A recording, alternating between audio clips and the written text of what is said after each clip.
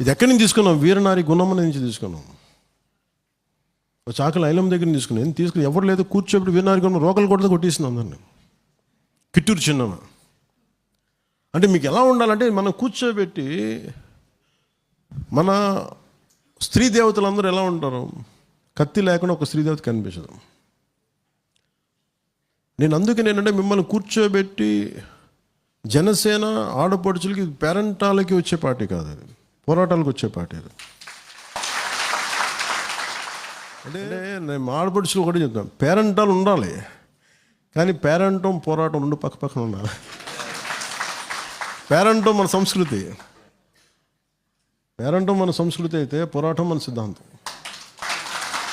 అందుకని నేను ఎంత మెత్తగా ఉంటుందో ఒక ఆడపడుచు, కత్తి తీసి కృపాణం తీస్తే, మీరు ఒకసారి ఈ మహారాష్ట్రలో కొంతమంది లాతులు కొంతమంది కత్తి సాగు చేస్తారు. ఒకసారి నాకేమో కొన్ని క్లాసులు పెట్టాలి, మీకు మంచి కత్తి సాగు నేర్పించి కొంచెం హుషారు వస్తుంది. ఒకసారి ఏంటి మా ఖడ్గ